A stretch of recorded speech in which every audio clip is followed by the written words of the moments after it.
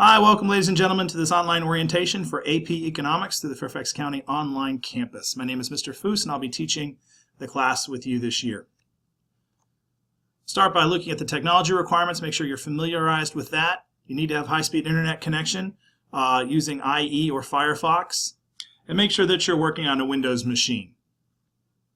For many of you, the course is going to run from September to June, and so as a result, the expectation is going to be that you're going to spend about 5 hours per week working on the course. Please make sure that you're staying up to date on the course, following along in Blackboard, completing all the assignments and quizzes on time. The deadline standardized throughout all of the Fairfax County online campus there is Sunday at midnight. If you can't meet that deadline for some reason, please let me know in advance so we can work together. Please make sure that you are keeping up with your work and not allowing yourself to fall behind. Online classes are extraordinarily difficult as you fall further and further behind. It's not like a face-to-face class, so please make sure that you don't allow yourself to become complacent throughout the course of the year. The general expectation is that you'll check your email every day and that you will be self-motivated to make sure that things are flowing as they should and that you're staying on schedule. Like I said, this is more responsibility than you're going to face in a normal classroom because it's almost entirely on you to do the learning and to follow up on your deadlines. So please make sure that you're working throughout the course of the week and that you're staying up to date. What you should be doing, most importantly, is logging on to Blackboard routinely. Every time you get on Blackboard, like it says on the slide, make sure you read your announcements, check your grades, make sure the readings are done, listen to the lectures, and work a little bit every day on the various assignments so that it's not a big deal come Sunday night. One of the things that we're going to do every week is have an online chat, a collaborate session through Blackboard, where you'll get an opportunity to ask questions and we'll work together to make sure that you're tracking and understanding the major points of the class for that week. If you happen to miss one of those chats, there will be the opportunity to listen to the recording because it's saved and stored on Blackboard. So please make sure that if you do happen to miss a chat that you, in fact, go back and take advantage of that information. When you sign into the chat, make sure that you list yourself by first name and last name when you sign in so that I'll know who's there and I'll know who I'm working with. The online chat does have a certain amount of technological requirements, one of which is that you have a headphone and microphone required, okay, so that I can hear you clearly and you can hear other people. So make sure that you run the auto setup wizard to make sure that you're all set up correctly, that you can hear and that you can be heard, and then make sure that you're asking questions during the chat. I know some people get very self-conscious about hearing themselves on the chat, but let's be honest, it's all virtual. We're not seeing each other, so no one's judging. Please make sure that you are active and that you're getting whatever questions you have answered during that session.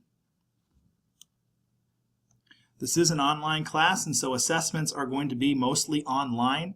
Please know that all of your tests are considered to be closed book. That means no notes, no textbook, no internet, no help from other people, no chats with your friends who may be taking the course, nothing. It's all on your own. A lot of the econ free response stuff is going to be graphs and things like that, so please make sure that, that you write legibly so it's easy for me to read and interpret what you've made. Make sure that when you start, you don't stop. Work all the way through just like a testing class. So make sure that you've established enough time for yourself to complete the assignment in one sitting. And you can see some of the other things on there about messaging each other and recording answers and things like that. Please just treat it like a regular test in a regular classroom, and we will be just fine. When it comes to grading, in my classes, grades are done on a 4-point scale or quality points. And I'll show you what that means in a second. What that essentially means is that if your score on a test falls within the range for an A, you get an A. There's no high A, low A, it's just an A. If you get a score that's in the range for an A-, it goes in the grade book as an A-. Speaking of grade books, the SIS is the official grade book. There may be grades that are posted in Blackboard, but that's not an official grade book. It doesn't handle a quality point system. It doesn't incorporate all of the grades to begin with because your written portion is not something that's easily graded online. So please don't use the Blackboard gradebook. Only look at SIS because that will be your official grade.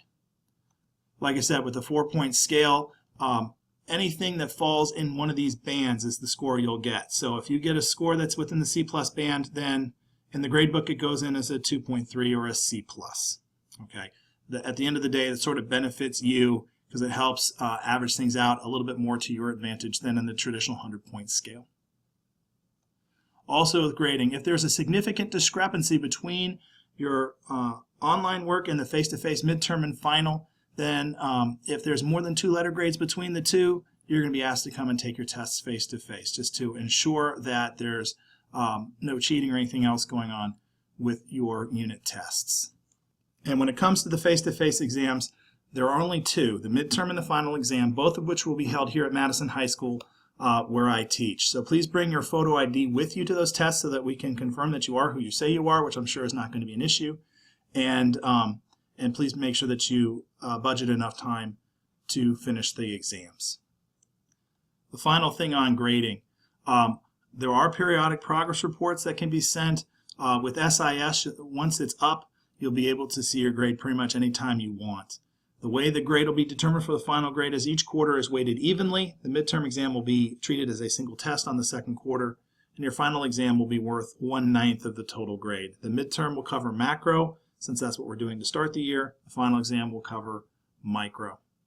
And finally, we're using the FCPS grading scale like I showed you before, so that we'll convert your percentages into a quality point, which then converts to a letter grade. Again, with attendance, make sure that you're staying on track to finish on time. If you happen to not have logged into Blackboard for 5 consecutive days, I'll send you a warning. If it goes to 10, then we get into more stringent responses from the administration. After 15 days, as you can see, you get dropped from online and go back to your base school. So please make sure you're logging on every day and that you're working a little bit every single day towards the goal of completing the course by June and getting things done on time. If you need any help, please feel free to call the online campus, and their phone number is listed there on the screen. If you need get a hold of me directly, email is the best way to do that. I'm happy to answer your questions to the best of my ability. And then also, my cell phone's there, especially for face-to-face testing. If you arrive at Madison and the door is locked and you can't get in and you need help, that's the best way to get a hold of me. I'll also tell you that when it comes to assistance online on Blackboard, what you'll find are video lectures that I have for each of the units, and many of the assignments you have will also have answer keys to them. And so the expectation from me will be that you will actually check your work, and in that way you'll know what makes sense to you and what does not, and you'll confirm that what you think you understand you actually do. If there are questions that you're getting wrong, that's what you should bring to the online chat with, and it's just another resource to help you out if you can't get a hold of me or can't wait to get a hold of me through email.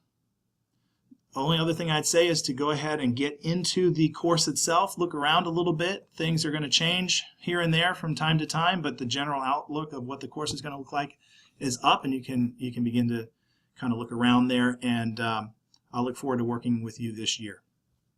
See you on the online chat.